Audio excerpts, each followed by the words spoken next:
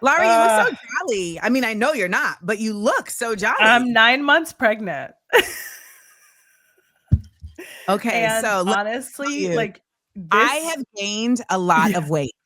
And what I said to myself was, so me and Lara are on the same journey. But no, you gained weight because you have a human in you. Yeah. I just have ice cream.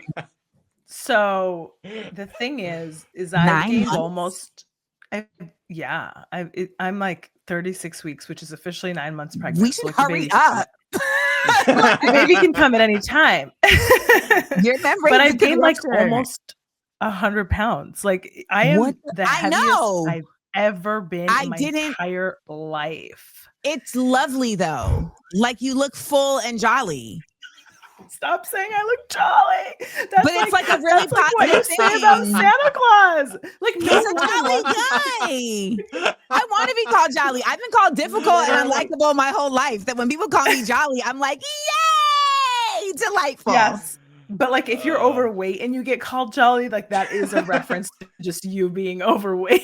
But I've had to accept this because I'm not gonna lose the weight. Like I decided if I lose it, it won't be.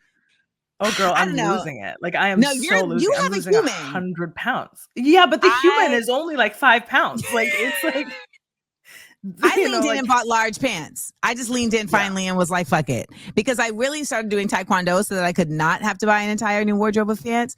And then my Taekwondo master and we had a little, and I was like, okay, so I got a roundhouse kick out of this, but now I'm going to have to buy large pants. You should see the size of the sweats I'm wearing right now. Yeah. And it's winter. I'm sure I'm going to lose the weight in March, in April. You said what? I said, I'm sure they'd be tight on me. So no, we call that in Black American culture, you're thicker than a Snicker. Okay. Well, in Palestinian culture, whenever my aunt sees me, she goes, you look so mashallah. Like, praise the Lord. Like she doesn't, the sentence doesn't end. You look, mashallah is amazing. So, it's a season of life. It's the ... really. Yeah. Yeah. It's a season of life. It's beautiful to be here with you. It's the The ellipses is definitely. Do you know the sex? I do. It's a boy this time, and I have a girl. Okay. How do you feel? Yeah, that was my reaction. That was my reaction. I wanted another girl because women are amazing, right? Fair. I mean, you could be gay. I remember my next door neighbor, they lived above me in New York. And the neighbor, he was like super hyper masculine, just very like, yeah. And it was so obvious that his son was gay from inception. And I was like, I hope this turns out okay. Because he would say things like, yeah, Marcus, he's a different kind of kid. And I was like, yes, because I remember when Marcus was 3 or 4, and I could hear him upstairs, like, up where they walk, up where they ride, up where they stay all day in the sun. And I was like, that little queen. I hope that he is fully accepted. It's hard. There's raising a boy in this world, in this society is not an easy task. I think it's actually much more difficult than raising a girl. There's this all these balances. Yeah, like you want to raise them strong, but not toxic. You want to make sure they're emotional, but like not like overly emotional, and unstable. Like you want to make sure that they respect women, but that they also, not a pushover. Yeah, exactly. So it's just this constant way, and when you want to avoid the Andrew Tates, and you don't want to make them red pillars, and they could fall into all this stuff, and there's just so much out there that I think is just competing for the attention of young males in society to try to take over their minds. And I just think that's very difficult. Whereas with a girl, it's I raise you strong, I raise you independent, I raise you not to take bullshit, and you'll be fine. But you can raise a boy the same way. I know, but then without the gender thing. I think we put a gender thing on. I just remember talking to my homegirl one time, and she was like, I want a partner. I want a man who's going to take out the trash. And I was like, okay, but like, why is he taking out the trash? And she was like, well, because he sees the trash needs to be taken out. And I was like, I don't think that's a man thing. I think that's a person thing, like a person who sees that things need to be done and they do it. And I feel like that's, as somebody who has raised 5 cats and a dog, I feel like, you know, from my expertise, like that's like the safest bet is just don't raise someone who's a dick, even if they have one. Right. So look, these are all things I'm, struggling with, but obviously like, when he's here, and then I'm sure like it'll all just be I remember natural. when my friend had her son and I was like, so what are you guys doing? And she was like, oh, we're just like getting to know each other. I mean, like I like know him, but I don't like know him. You know what I mean? Like, right. Your baby's still being a stranger to you. Exactly. She's like, just figuring things out or whatever. Right. Well, every kid is different too. So it's like there is like the personality component of like this is, there's already something there. And then there's what you're able to nurture as well. So yeah, look, I mean, I love my daughter and I love girls and she's almost 4 and she's that's fun. A firecracker and I'm obsessed with her. And, she's just so smart. Like she can do no wrong because she's just brilliant. And then it's like, no pressure. So no pressure or anything. No idea. So like no pressure or anything. No pressure. MBD. But just like show up, and we'll see what happens. But like, I love this. But also, just like the love of my life, and you're like brand new here. And figure your place out. Exactly. It's not like that there's anything bad, but it very much is that feeling of like you're new around here. But also I will say that we picked his name out a long time ago. Like when we were first like thinking about having kids, we had boys and girls names picked out, and we're gonna name him Malik after Malcolm X. Ooh. And also because that guy right there. Yeah, exactly. And also because in Arabic, Malik means the one who possesses or holds, typically in relation to property. And so like I liked the idea of a name that has a connection to land and like being connected to the land, being Palestinian.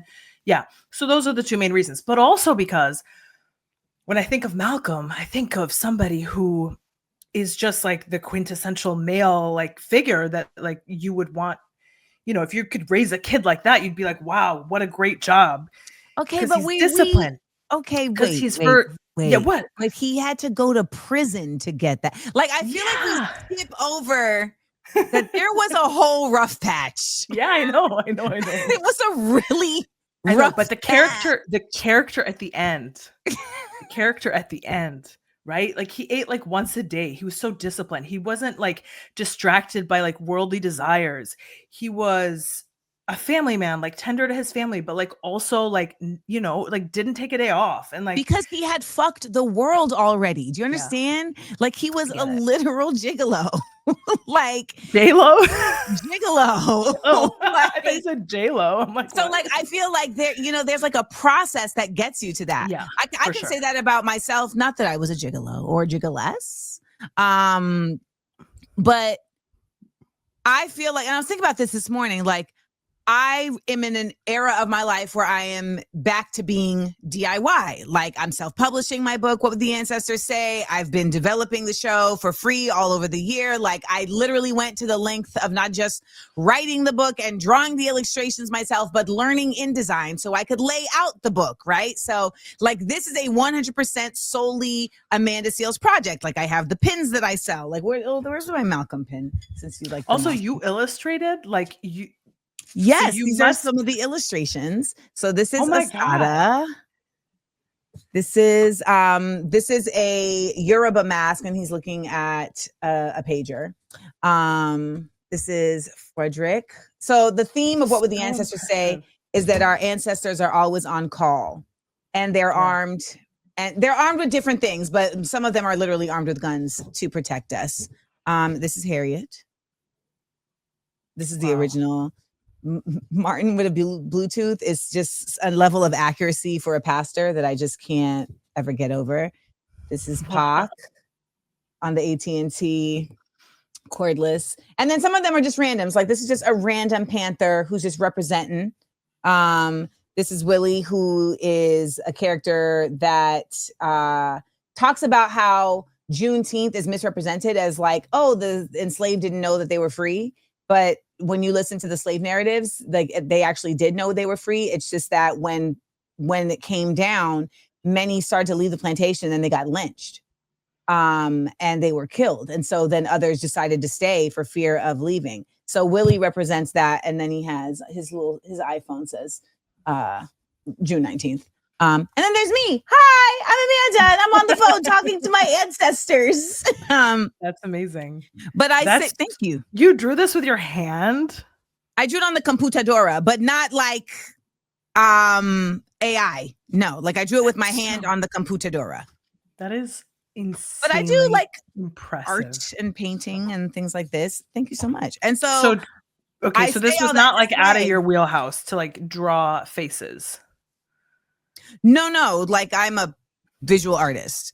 I say all that to say that I had went to LA in 2015 to make it, right? And you're given this thought process that if you scale, right? If you get out from DIY, that's the goal, that if you get out from DIY, that you've made it and that things will be easier and smoother and you'll have all the things you need to do all the things you want to do. And then you get to that level, and depending on the type of person you are, that level sucks.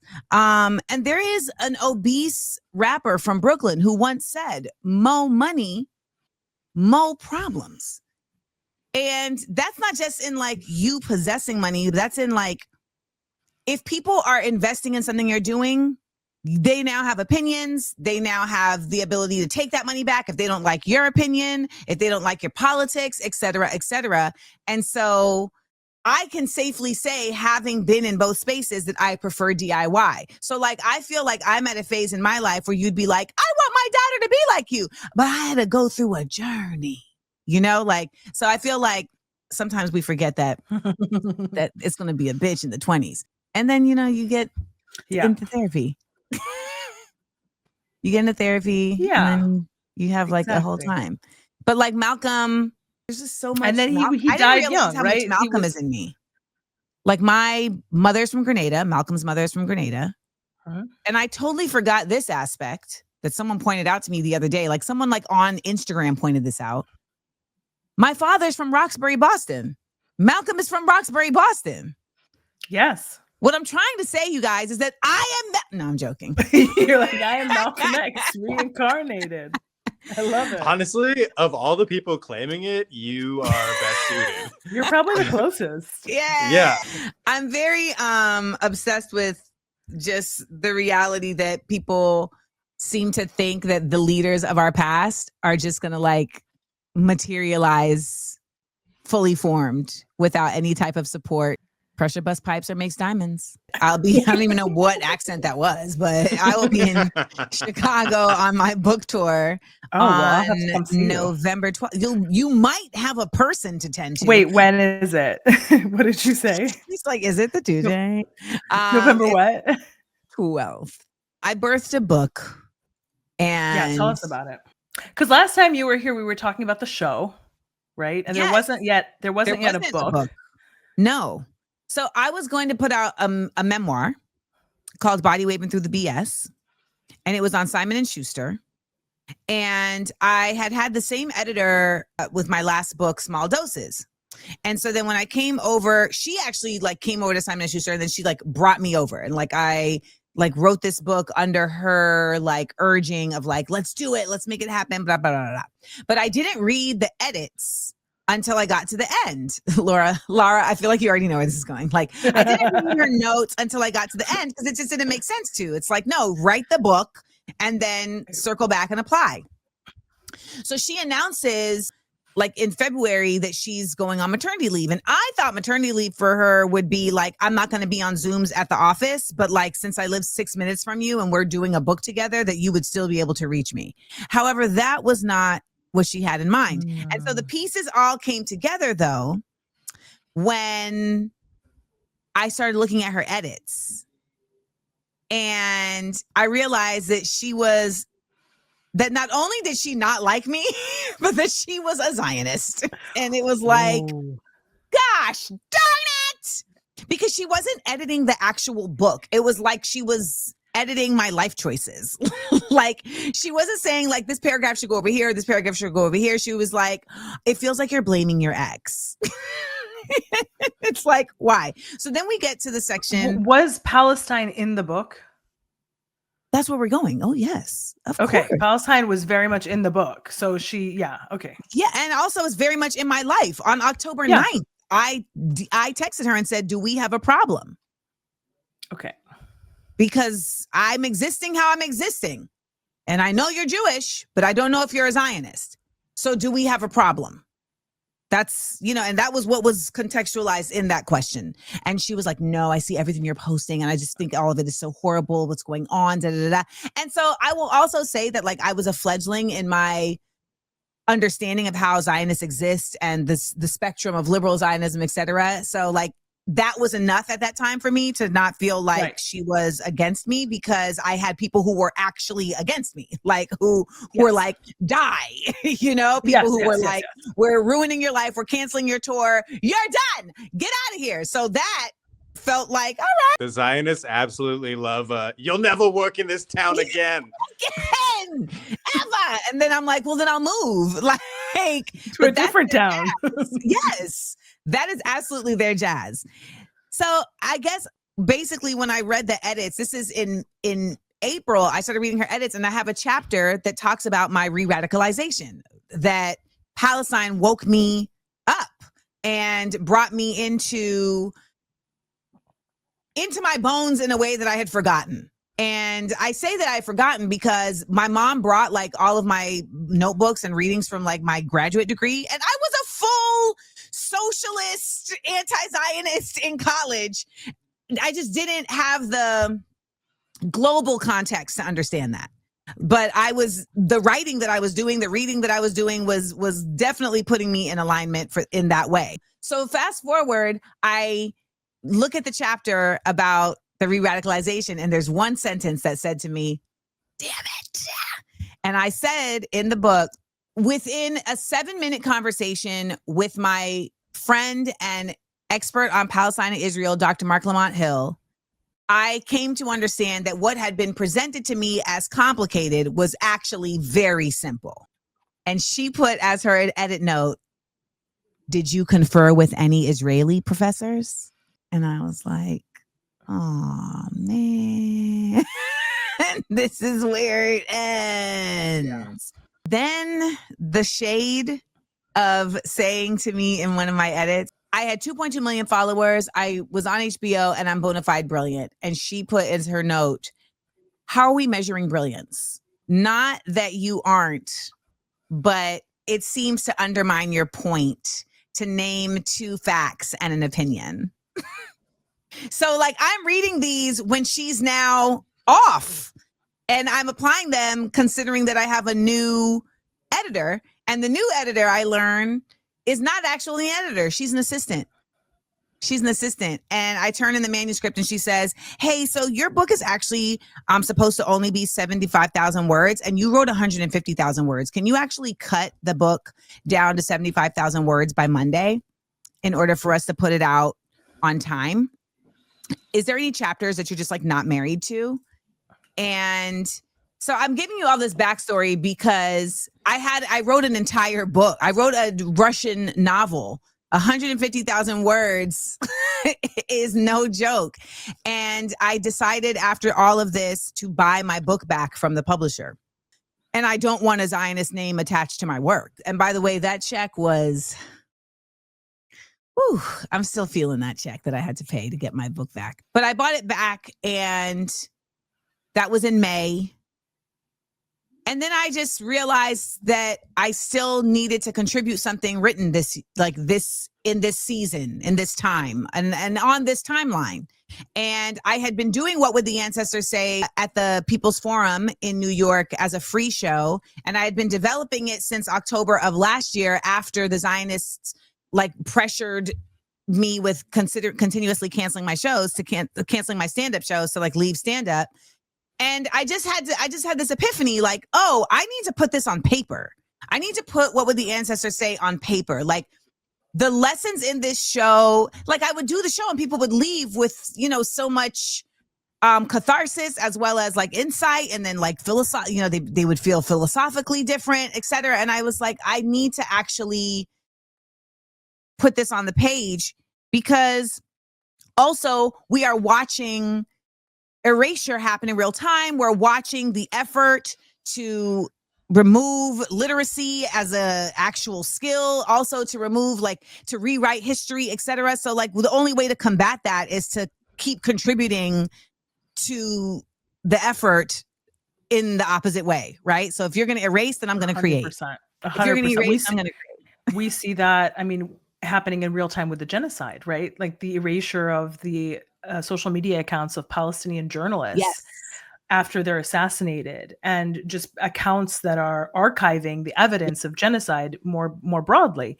Anybody who's speaking about Palestine is having their posts deleted, is having their accounts deleted, or their reach, you know, limited. But also just the notion that you also see Israel now spending a significant amount of time, effort, and money into rewriting the narrative. Right. Oh. Netanyahu met with all those social media influencers. Yep. They announced a few months ago that they were going to pour 150 million into Hasbara efforts to, you know, explain away the genocide. There is, you know, I feel a concerted effort being made to take everything that we have seen in the last 2 years and to spend the next 2, 3, 4, 5 years making sure that everybody forgets what they saw.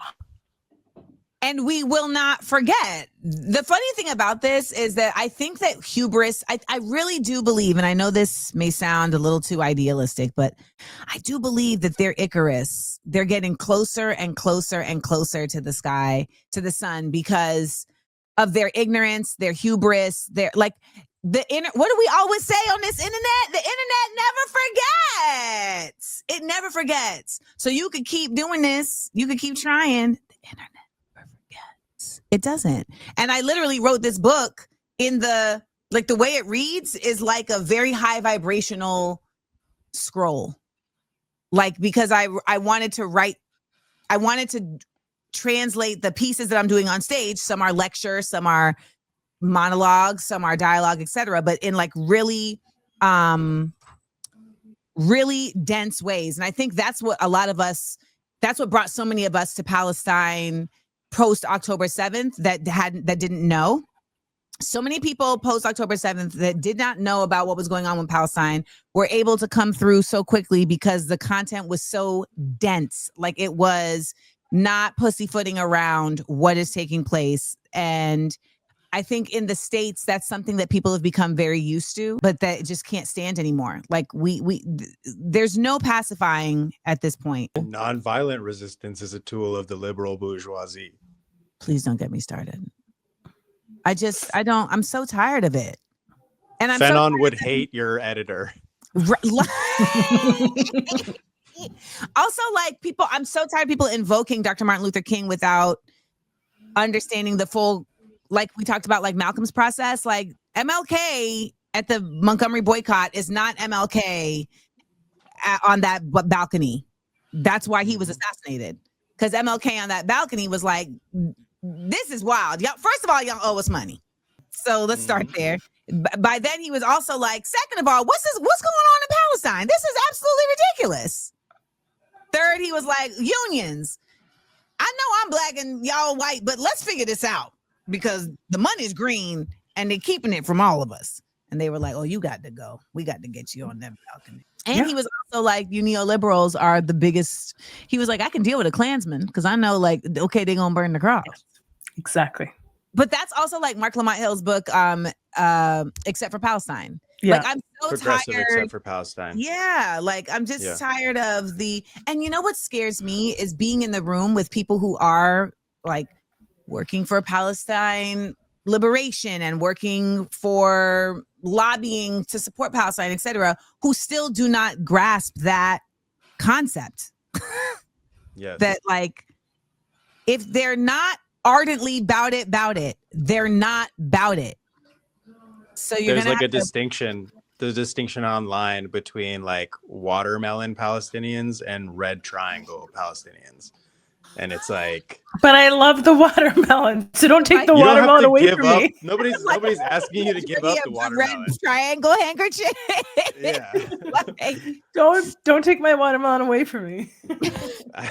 I'm not trying to do that. it's Yeah. Yeah. of course the white man would try to take your watermelon. They took our watermelon from us. Black Yeah. people were all about watermelons, and then the white man was like, you know what? Let's ruin it for them. And now if you see a black person eating a watermelon, you look like a trope, and it's not fair. Fried chicken is delicious. And they took it from us and made it into a stereotype. It's not fair. Imagine if they did that with makhluba, right? If they just like Well, tried to DJ make, Khaled did do that. He tried to dumb it down, right? By just eating it on whatever night show he was on. Remember? What? He tried to like turn it. I heard he What ate was it he upside on? down. Actually, anyway. Not from the bowl. Whose show was he on? He was like on It was like Jimmy Kimmel like or Fallon Jimmy or Fallon. Kimmel or It was one whatever. of the I don't know. Jimmy corporate. One of the Jimmys, like that. He was like, "I'm Palestinian. This is Makluba," and it's like the only thing that you've said in 2 years of genocide is like, "This is Makluba." So it was just like, He said this don't during disrespect the last them. 2 years. Yeah. He was on like, and it was like, don't disrespect the Makluba. Like, honestly, like, get that out of your mouth. Like, the word and the food, like all of it. All of it. Yeah. Speaking of which, Mo Ammer has a new comedy special, which by the way was excellent, and he goes really hard after DJ Khaled. So that was very. Thank God someone did that, and the message, was hopefully received. But I mean, at this point, if you're a comic, I'll tell you one thing that's been cool to see is that even as comics, like I don't do stand-up anymore, but I still pay attention.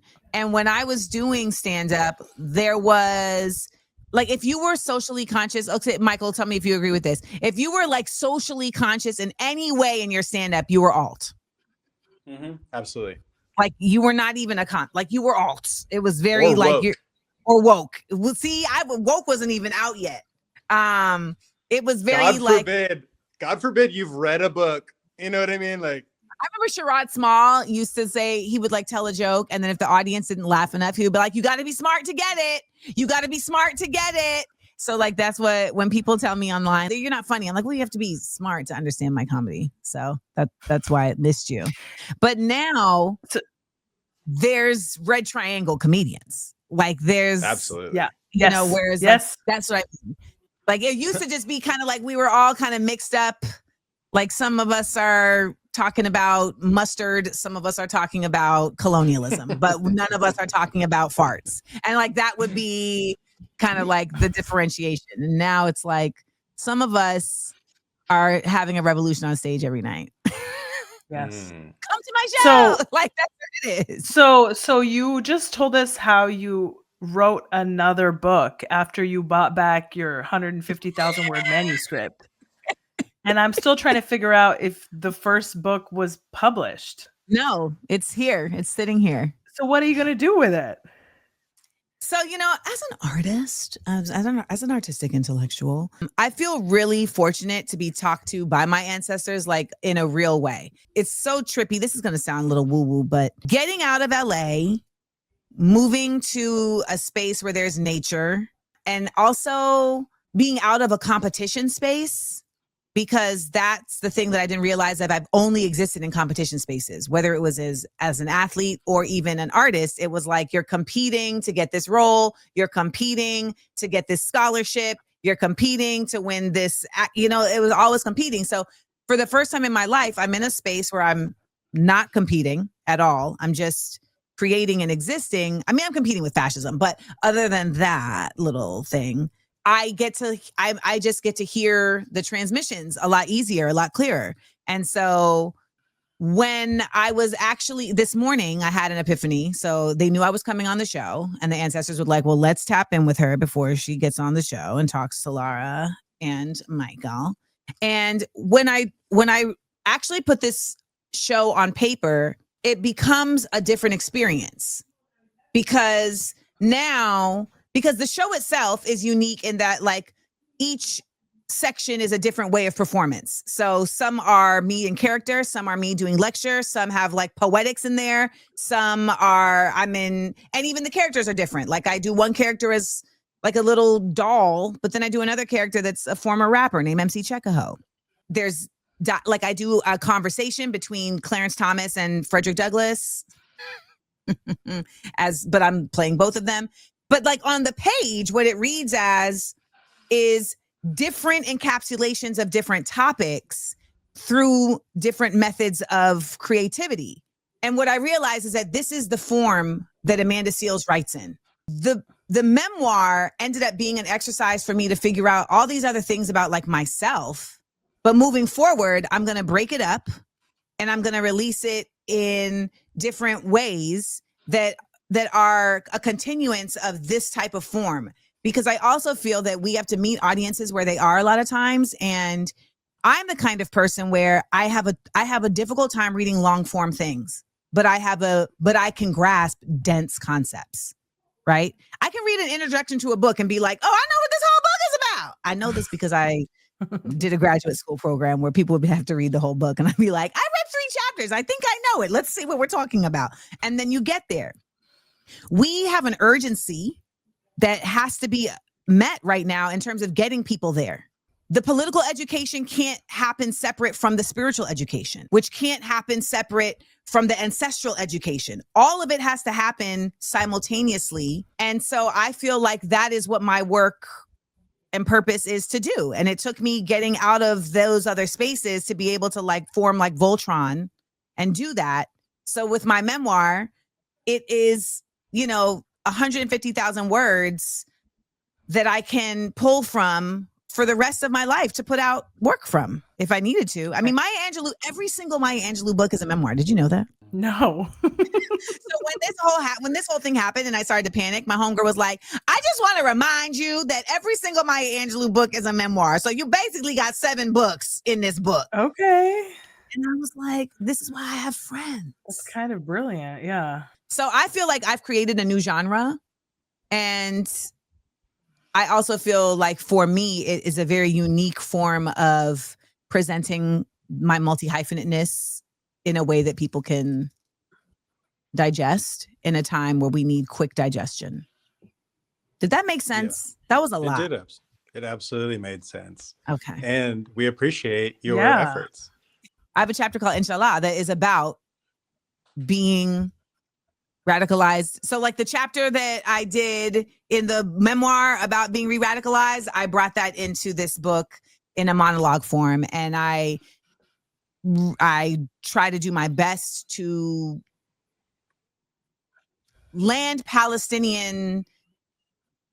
Palestinian existence as something more than just struggle, and one that is also connected to all of us in like a human form. And then like the direct correlation between Black people in the United States and Palestinians. So like I have a page in the book where, so I basically took the text and I wrote it like strands of DNA. And those names are the names of Palestinians who have been killed by state-sanctioned violence and Black people who have been killed by state-sanctioned violence.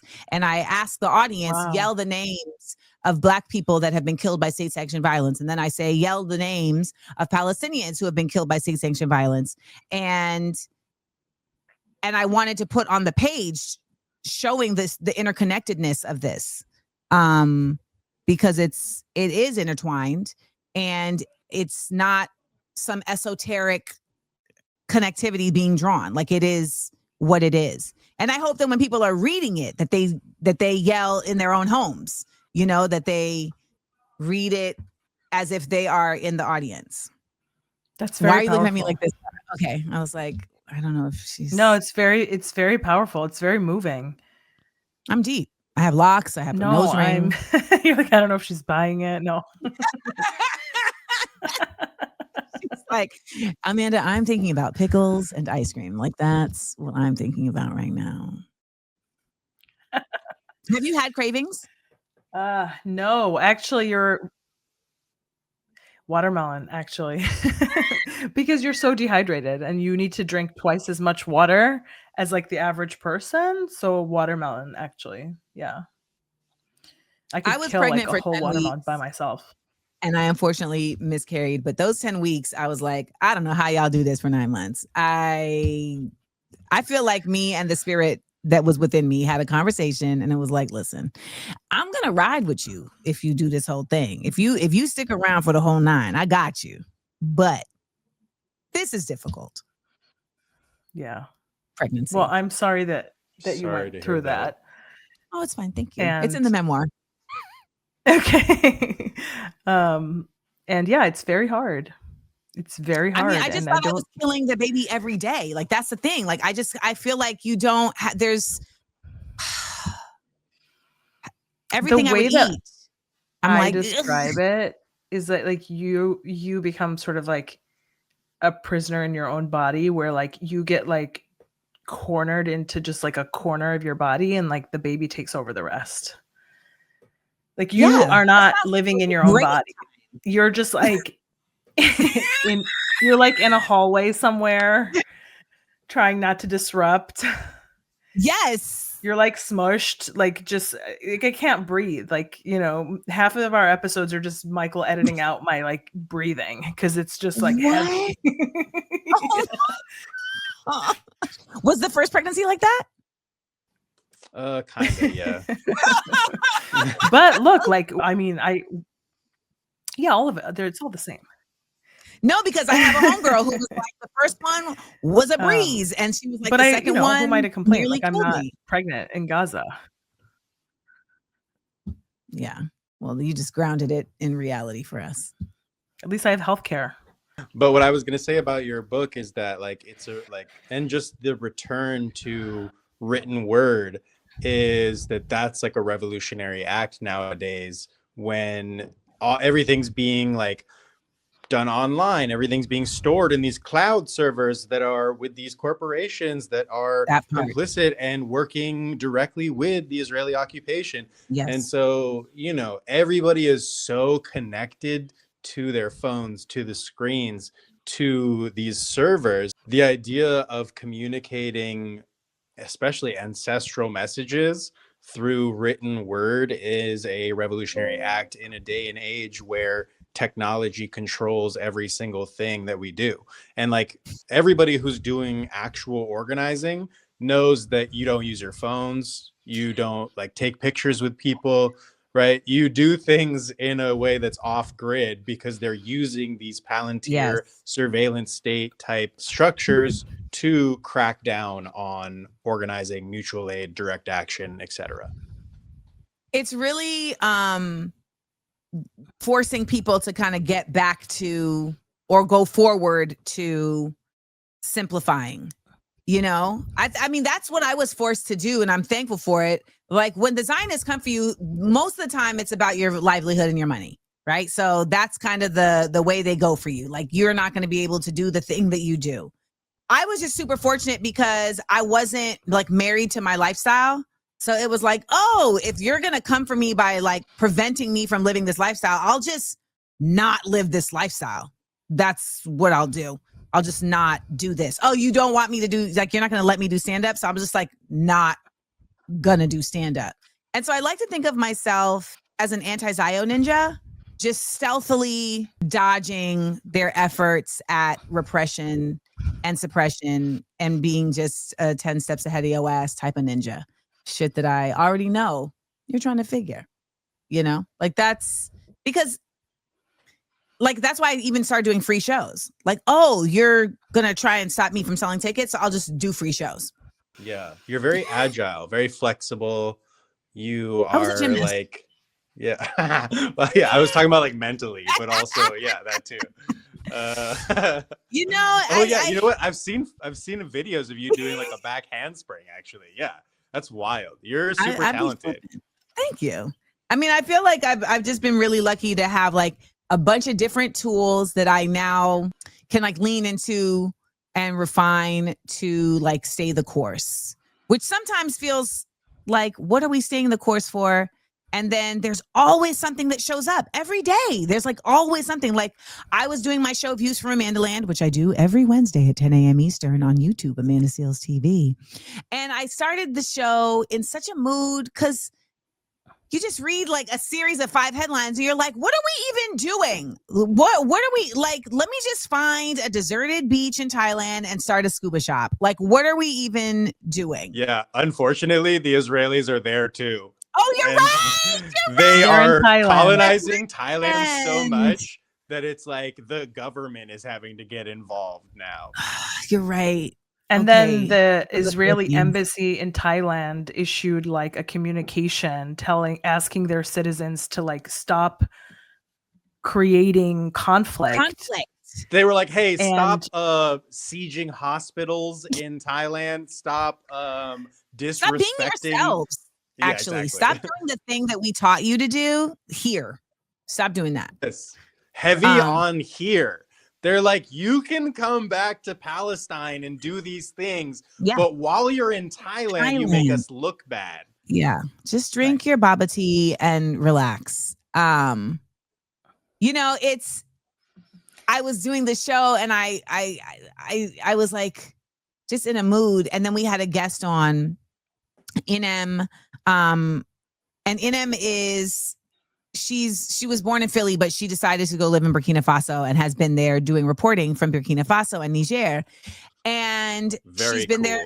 Right. Like, just, you know what? I'm out of here. She's been there for like 5 years. I forgot what word I said yesterday. It was like a very regular word, like governance or something. And she was like, oh yeah, that word. She was like, I never get to speak English anymore. So yeah, thank you. And she was like, I know that everything looks absolutely terrible where you all are. It looks great over here. So she was like, when you feel just overwhelmed of the terror because they want you to feel that way, just try to like get to the other parts of the world, because there are other parts of the world that are finding a way and that are rising and that are like grounded in something real. And it can remind you that what you're doing is real too. And I was like, you're right. In them. I feel like that really speaks to your point about getting out of Los Angeles and how it allows you easier access to vibrational frequencies from your ancestors. Because not only in LA, but just in the United States in general, they are pumping vibrations that are negative. Like, even if it's just overstimulation through like advertising, like, you know, things that are like digitally tailored to you, there is like so much joy in the opposite, which is a lack, or like Yes, like a lack, fasting, reducing of those I like frequencies. reduction. I like reduction. Yeah, reduction. Sorry, a reduction. I liked reduction. We need new words. That's how we're gonna fight them. We have to make new words. But you're so right. And like, I want to go away for like 3 months. I've never lived outside of here for any stretch of time. I wonder what would happen to my cells. Oh, you gotta go. It's much higher vibrations outside of the United States. It allows you to receive the ancestral messages that you are guided by, and it allows you to walk in your purpose as like a human being here on this earth. But how are you gonna get your 5 cats and your 1 dog? That's a trick. So it's not, the 5 cats is not as, I already know how I would do the dog. I already researched it, and he's a service dog. So that makes so great. So no, he can go with you. It's just the 5 but cats the would be tricky. Thank him so much for his service. Already your service. So the thing about cats is that they are super self-sufficient, but also I have 2 pairs and a single cat. So there's Huri, and then I have 2 pairs. And that dynamic, they're never lonely. Like, they're never if I'm around, they're like, oh, hey girl, and they'll come hang out with me. But if I'm not around, they're hanging out with themselves. I know this because I look on the cameras. Right. And so the other thing I will say is I feel like I'm being challenged to really lean into new community to make this happen.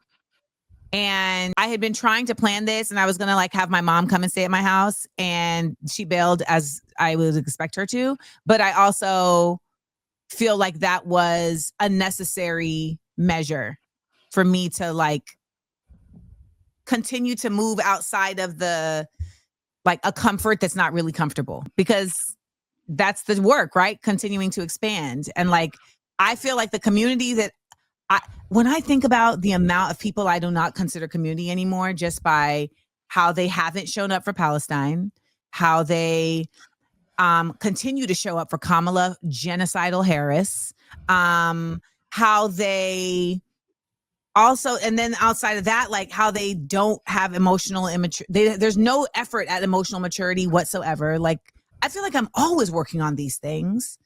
And one of the quickest ways for anyone who's listening, one of the quickest ways to find out like where your emotional maturity is, and also where the people's emotional maturity is around you, is just present a level of vulnerability and see how they respond. If they respond in defense, that's rough. They're not there yet.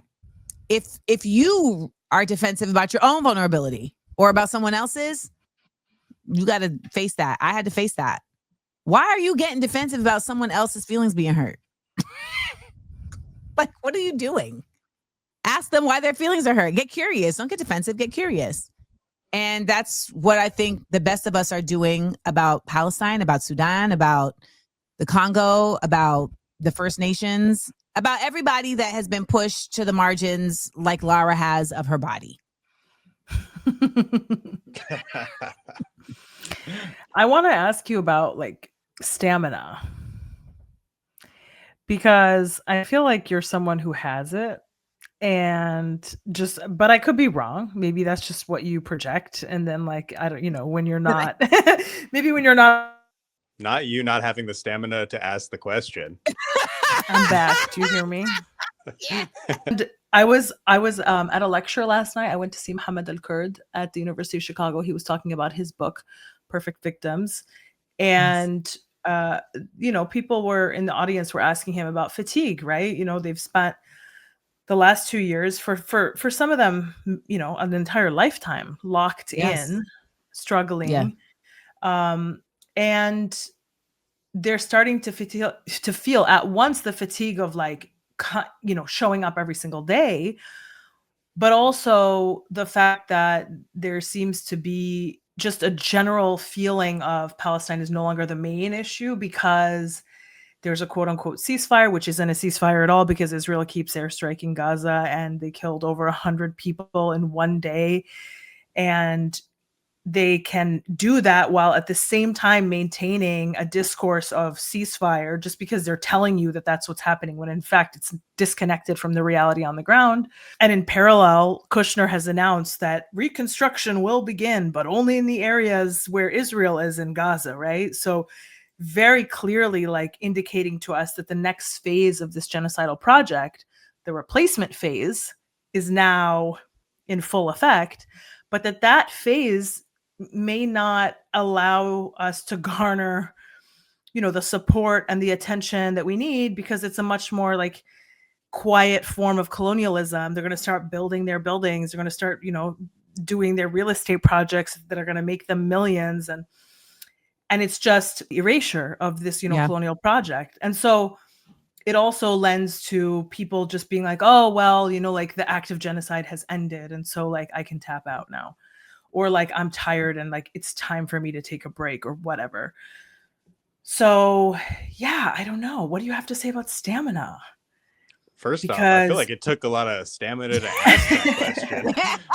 Well, I'm just trying to you know how Amanda's really quick. You know how Amanda's book had 7 books in it? That felt easily I was 3 to 4 with you. podcasts. Definitely. I'm just trying to take stock of where we are today, because clearly we've moved on to a different phase of this whole genocide in Palestine.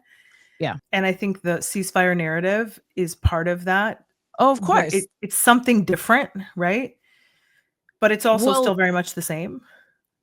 We also don't have journalists, That's really, they killed them all.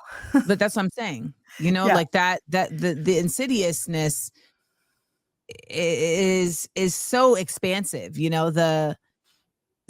I will answer the stamina question, but I want to say first, like, one of the things that has just always been bizarre to me is how much effort Europeans put into refining torture techniques. There's just like people who are built for certain things. You know, the runners from Kenya and, you know, these high altitude regions in Africa who can just run forever. Like, there's just something in the way they were built that they can do that. There's something in the way that I was built that I have stamina in a certain area. Now, I can't run for shit. So for any of the ops, any of my agents that are listening, if you're trying to get me, like, that's going to work for you. So I just want you FBI agents to know that. Okay. Because I know you're listening. So I just want you to know. But as far as like getting down and getting back up, I'd never tire. I don't even know how at this point. It's just how I was built. Like, it's an involuntary action. Like, even when I find myself exhausted by 24 hours, there's a seed that starts to be like, I think we have an idea here, which is how you end up writing a book again. Yeah. Like, get up. It's very wiggle your big toe. Wiggle your big toe. I don't know any example of like there's like elements of my upbringing that added to that, but I feel like it's DNA. Like, I really do feel like I come from folks who are descendants of, I come from chattel slavery in the US. I come from, you know, the Caribbean and all that comes with that. I have a lot of Scottish. They're a hardy people, you know, Robin of Locksley and William Wallace. And I just think that the thing that drives me is like injustice. And that's basically and there's just no shortage of that. Unfortunately. No. Unfortunately, no. If you are attuned to injustice, you will literally never tire of finding new sources of injustice to. So that's part of my autism, is that I have like a rigidity around that. Yeah. Like, I have justice rigidity. So it's very justice sensitivity, like on another level.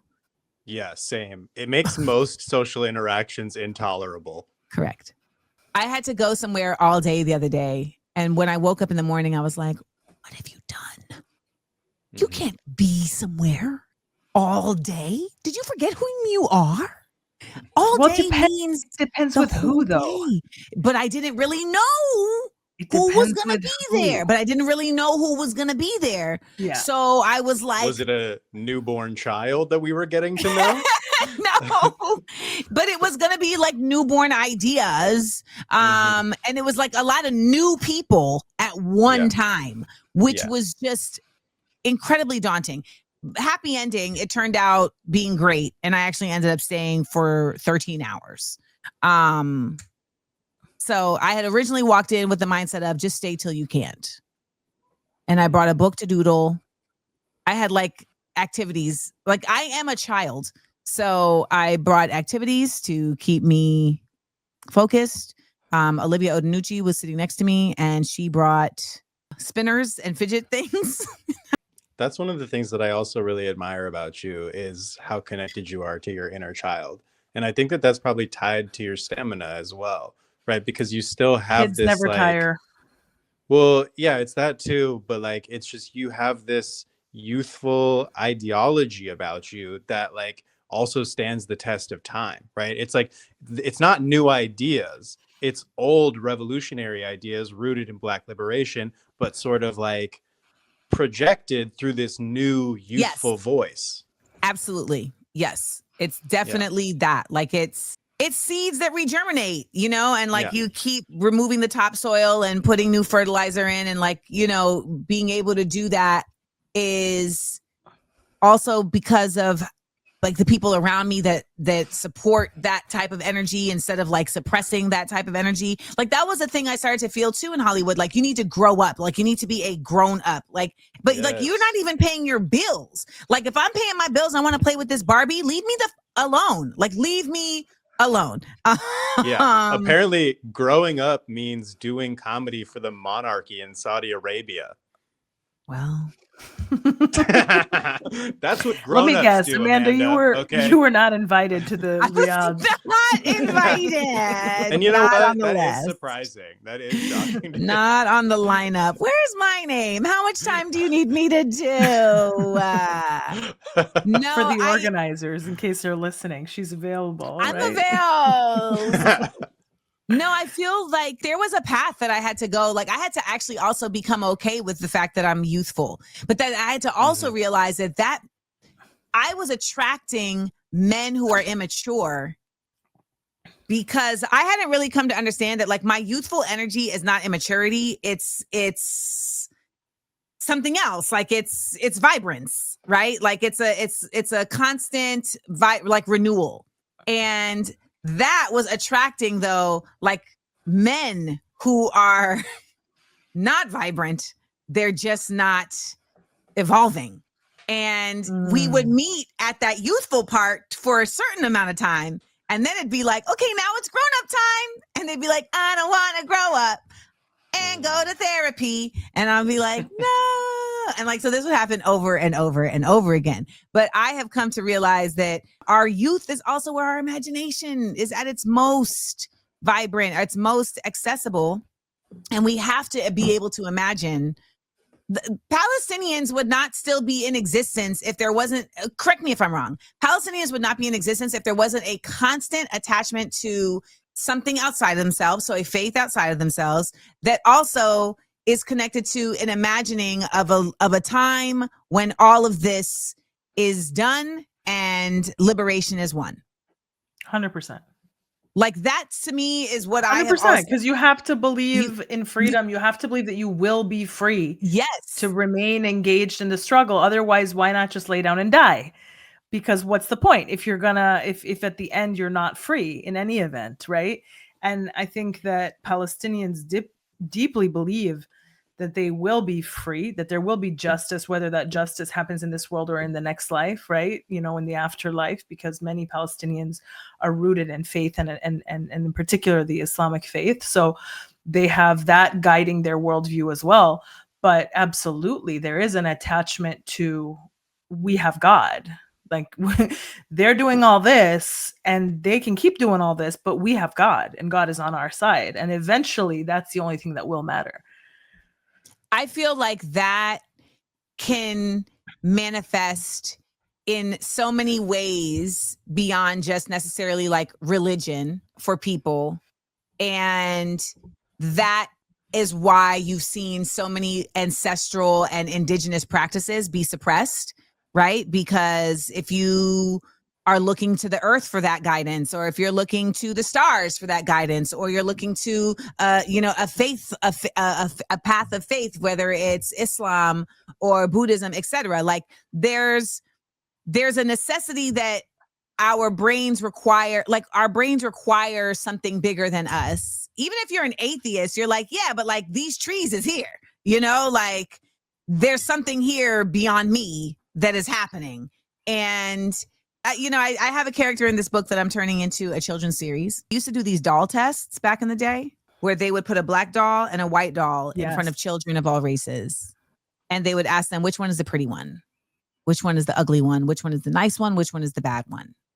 And so I do a monologue from the perspective of the black doll. Now, some might think this monologue is going to be like her talking about racism and whatnot. No. What she does is she takes us through a portal where none of that shit matters, where our limitations are, and we don't have limitations. We go through this portal to a world that is representing all of the connections of us, past, present, and future. And she introduces everyone to all the different dolls in the world. And she's like, that's Fatima doll. She's from Palestine and she comes with freedom. And I'm creating a show based on her called Rara's Radical Readers that I'm going to start next year, where every episode she does a book report about a radical children's book. And then she sings a song that has to do with it. And it'll be like a Patreon component for parents. So you're gonna meet Rara soon. I love that, and I love how it sort of just takes those studies and it just throws them in the garbage. Basically, like, you were focusing on all the wrong things. You know? And I met a woman recently, Zena, who has an organization called Heal Palestine. Yeah. And they do continuous work of bringing Palestinian children who have been injured out of the country for the purpose of getting treatment. Yep. And every episode, we will highlight one of the kids from her Heal Palestine program. Miss Rachel ain't the only one. I think it's because by nature of her being about the children, parents are forced to pay attention that wouldn't have paid attention. Yeah. Because Miss Rachel be calming them kids. So they can't even get away from her because they're like, shit, this freaking pro-Palestinian is the only one that can calm my child down. I guess I gotta just grit my teeth and bear it. And those little fissures in the foundation of Hasbara, the foundation of brainwashing, they expand. And those kids are going to grow up, and there will be a record, no matter how much these people try to erase it, of the person that they were watching when they were being soothed and calmed, being an actual person for resistance. And that is very important and necessary. So shout out to that white lady, Miss Rachel, who also, by the way, has now stepped into class consciousness. So she's on her Greta Thunberg path, and I'm here for it. I think she's very much, I see her very much as like, she's on a path. She's evolving. She's on her Greta path. She's in an awakening. I wish you all the best in that endeavor. Please, I'm just trying to do what I can, you guys. And I appreciate that you so much for being here and sharing with us. Thank you guys for always making time for me to come on here and chat with you all. You have an open, never expiring invitation to always be here. We love you so much. We admire everything you do. Thank you. We really appreciate how you show up. The date, right? November 8th is. So November 8th is the live stream performance as well as the release of the book. So you can get tickets right now on amandaseals.com. I'll also be going on a book tour. So I'll be starting off in San Diego on November 6th. I'll be doing the live stream performance on November 8th in LA. We also have in-studio tickets available for the LA show. I'll be in Seattle on November 9th and 10th. Then I go to Detroit. Look at Laura. She's like, this is what I mean by stamina. Then I go to Detroit on November 11th and Chicago on November 12th. We will be doing many other cities. We're just organizing that right now. And you can catch me in DC at Busboys and Poets on 14th on December 2nd. So, but I will tell you this, touring, I don't have stamina for touring anymore. So this is going to be a bitch. Okay. You're like, I don't want to do any of this. Like, I mean, what happens is you get out there and then people are lovely and, you know, they bring you gifts. Like, you know, my boy down in San Diego, Akram, bought me a bottle of Palestinian olive oil and a keffiyeh poncho. What? Wow. Yeah, I did not know that existed, but it's kind of major. I'll send you a picture. That's a high level mashup. Yeah. Yes. And so, you know, you do that and you're like, oh, this is what it's for. This is what we all do this for. This is what we do the podcast for. This is what, you know, I make the art for, is because even though we don't know why we're here, we're here. And so the best we can do is do our best.